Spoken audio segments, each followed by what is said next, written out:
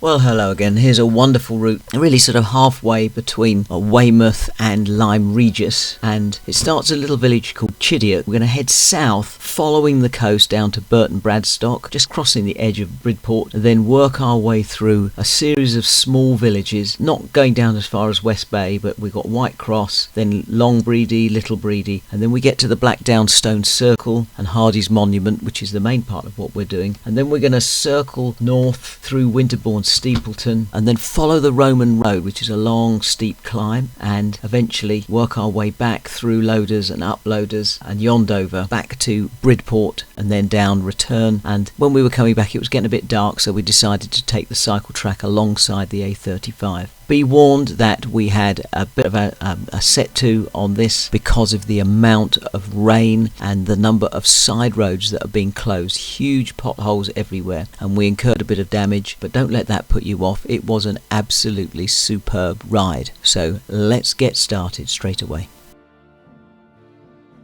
So we're starting in Chideock beside the speed camera, and then we're just going to turn left at this bus stop and then take the cycle track. Now the cycle track's got a few gates on it, but the worst thing is there'd been horrendous rainfall, and what had happened was that the track, you can see here, had been absolutely washed away.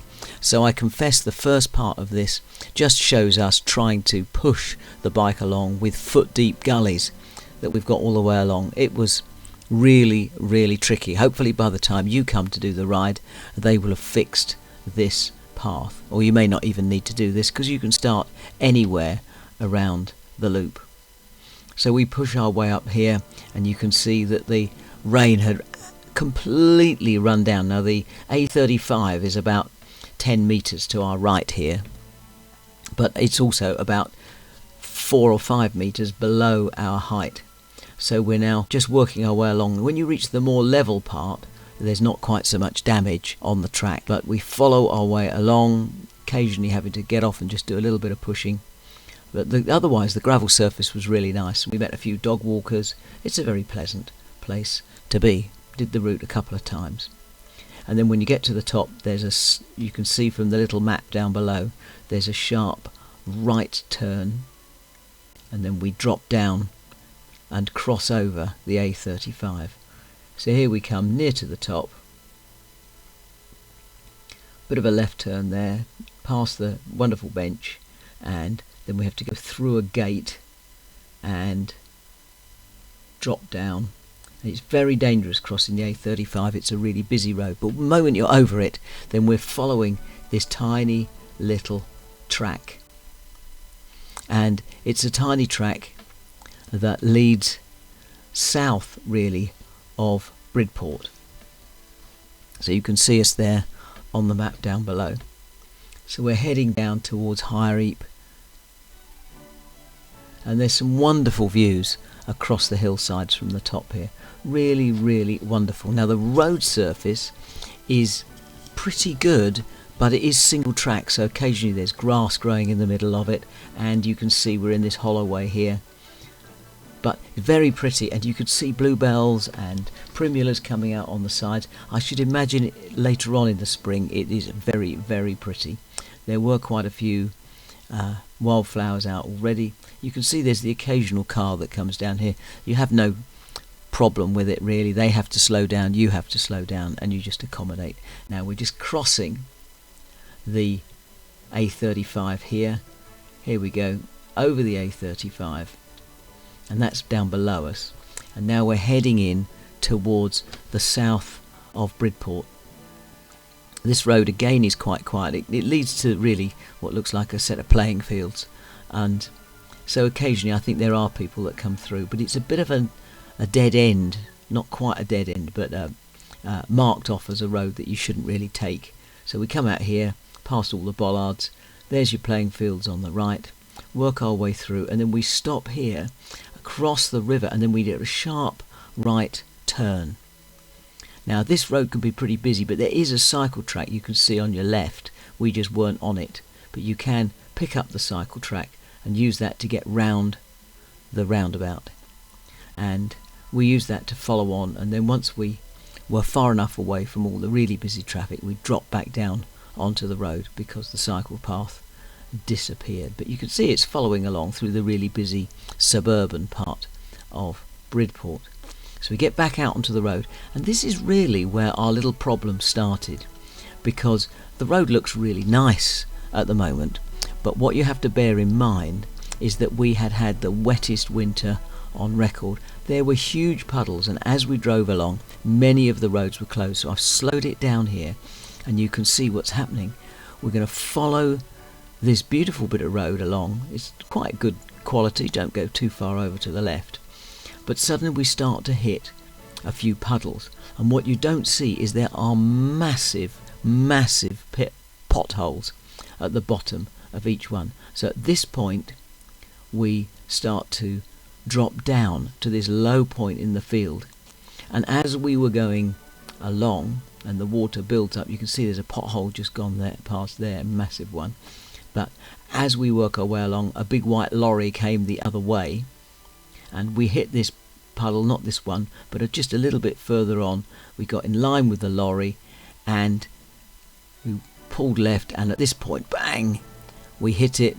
It immediately gave us a pinch flat in the front and ripped a big hole in our tyre, and so we sort of came to a grinding halt, and then we weren't really sure what to do. Should we walk back towards Bridport? But instead there was a little lay-by up here, and I didn't know the tyre was badly ripped, so I thought, well, we'll just stop and replace the inner tube. And it really was a case of replacing the whole inner tube. There was no patching it up. The inner tube had a gash in it about 1 inch long. So we leaned up against the gate and sorted it all out.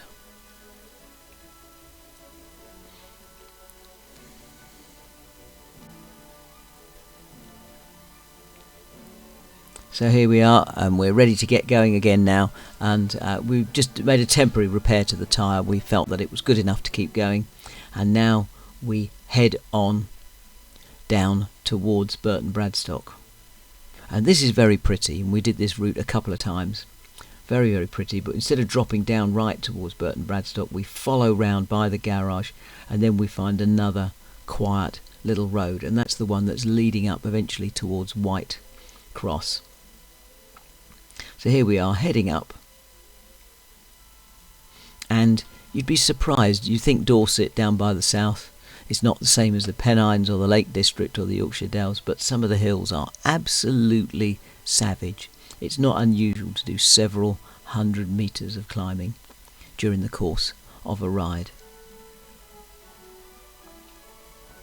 So we're following along through this very rural community, but don't be deceived by it. On the right there is a ditch that is completely full of water.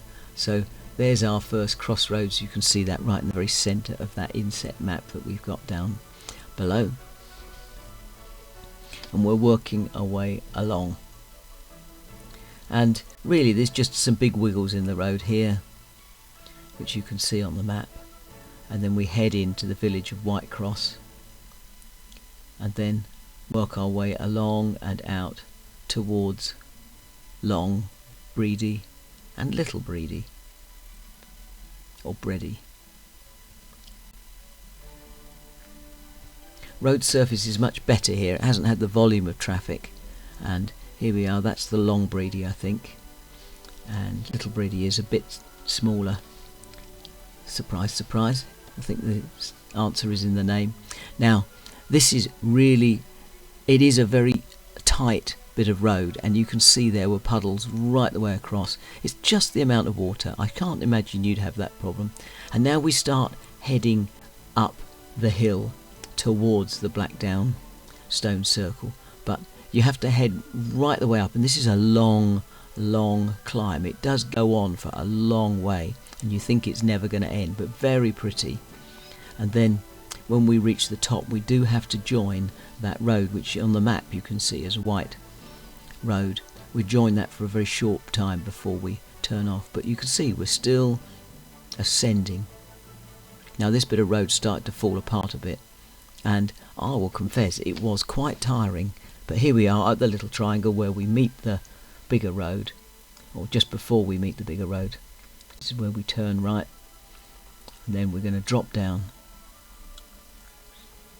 Here we go.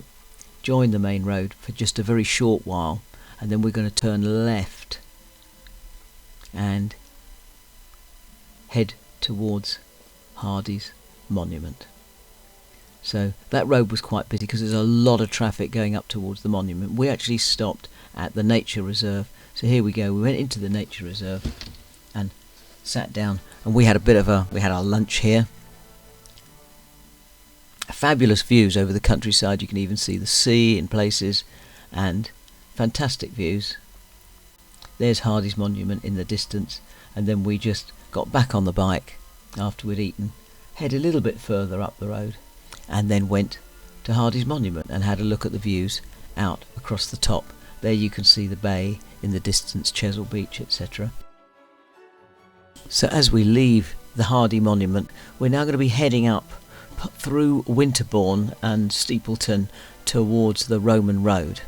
Now, this road that we're going to get onto, we follow down here. It's okay, but you'll see how wet it is, and because of this there was a lot of flooding in all of these villages. Now we're hoping that it's not quite as bad when you come round to do it, but just be aware that we had the wettest winter. But these are wonderful, very, very pretty little villages that theoretically have a stream running along in front of the houses, but they certainly don't. Now we hit the main road for a short time up here, but now we almost immediately scoot off to the old road, and that's what we're doing now. We're heading up towards the Roman Road,